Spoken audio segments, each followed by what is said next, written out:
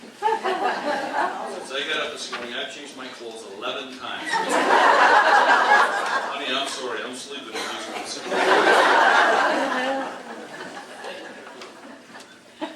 Thank you, ladies and gentlemen, for your warm and generous support. This production has been over a year in the making, and it's involved the dedication and hard work of many people. The cast, members of the Foxboro Green Choir, would like to thank the following volunteers for their amazing support and assistance. Without them, this production would not have been possible. Shirley Tom, who helped to make many of those amazing hats, or hats.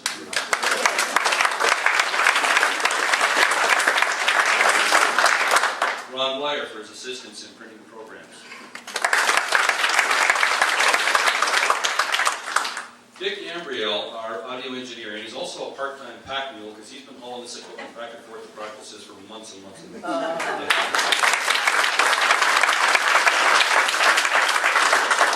Mr. Phil Chapman, our indispensable stage manager.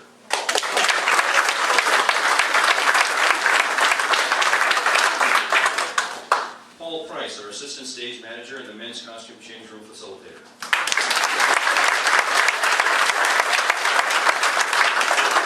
John Beveridge and Beth Clucci, our ladies change room facilitators.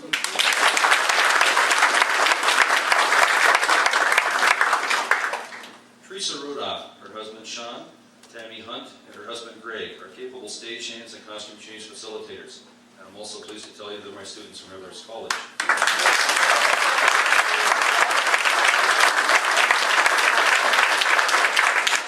Beth Clucci, Joan Beveridge, Stan Severa, our ticket takers and donation collectors. Yes, there was a donation collector.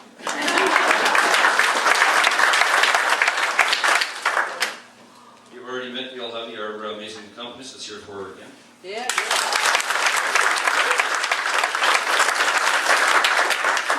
Mr. David Muir, the talented and ever-patient director of our course. Yeah.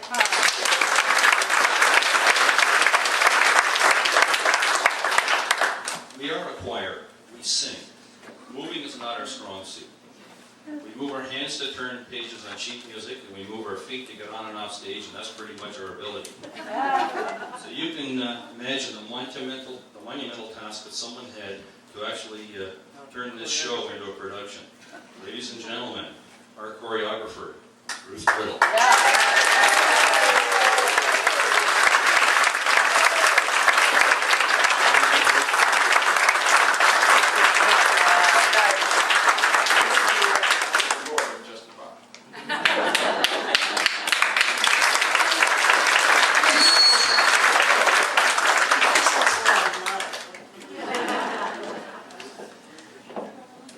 And certainly not to be forgotten, the members of the Foxboro Green Choir who formed the Broadway cast.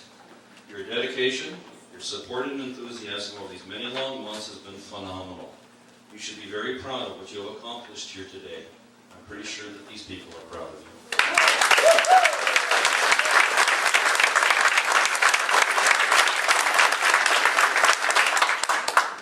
Before I close, I'd like to invite all of you to meet the cast at the cast party following our conclusion here.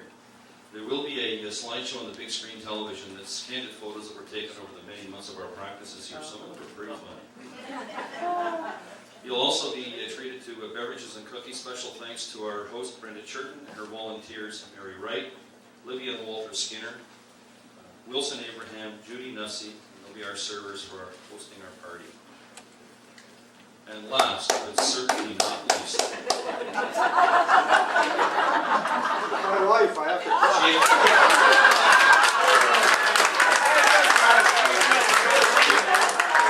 Good for you. When Jean asked me to be the master of ceremonies, I looked at her and said, "How much have you had to drink today?" And last but certainly not least, the one person in this room who over a year ago actually dared to dream that something like this could be done by a bunch of amateurs. She has spent hundreds and hundreds of thankless hours and dollars, or she would say dollars, making hats and costumes, acquiring prompts and music, developing flow charts, writing cue cards, and keeping all of us on track and in line. She endured many practices when we couldn't all be here.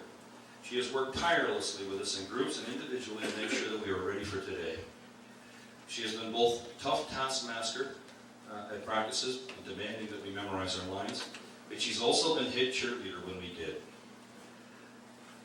She is also a cast member, so she's had to find the time to hone her own skills as her part of the show was important. Her most amazing accomplishment, though, is that she has taken a very diverse group of individual personalities and she got us to think and act as a single entity. Some thought this production, our production of this magnitude was too big a challenge. I was one of them. Boy, was I wrong. This show would not have happened without the dedication, perseverance, and diligence of this person. I now have the pleasure and the honor to introduce to you our producer and our director, ladies and gentlemen, Jean Mallett. Yeah.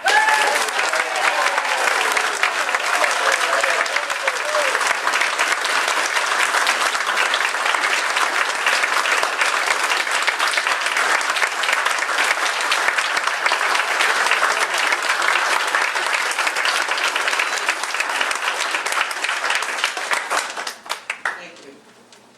Overwhelmed. Roses, that means love. They must love me.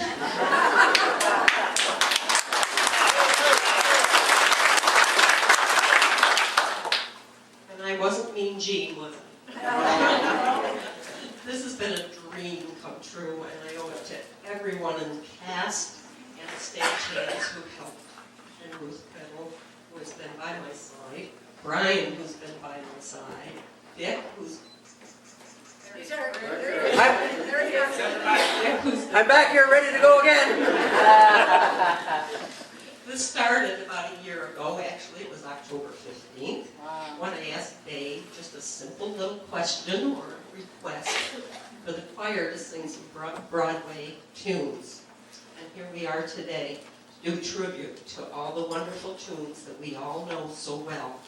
This has been a busy summer and fall for everyone. And if it wasn't for their enthusiasm and the hard work, this would never have been possible. I owe so much to Dave, Ruth, Brian, Dick, Gail, and every one of you. I thank you from the bottom of my heart.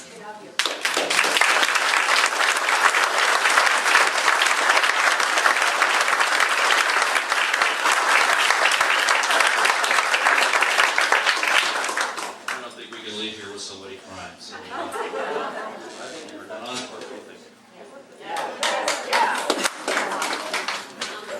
Members of the cast are all members of the choir. The choir has a closing song that they often use when they finish a concert. The song is called Go With the Song in Your Heart. This song is directed by our director, Dave Muir. It will be accompanied by our accompanist, Gail Hovey. The narration was written and will be performed by Mr. Russ Wilson. Ladies and gentlemen, Go With the Song in Your Heart. Is your daughter getting married? I think so. Great voice, yeah.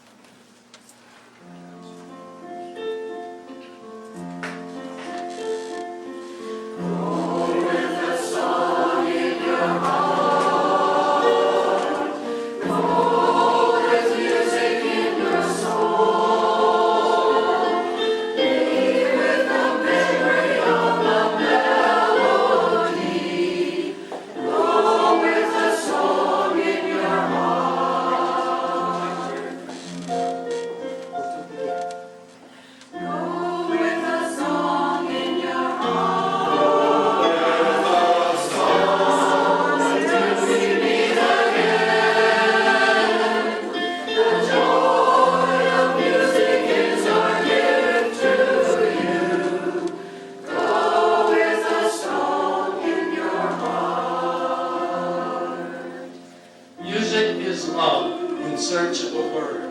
When words fail, music speaks. Music comes closest to explaining the inexplainable. We hope tonight we have spoken to you and that you will leave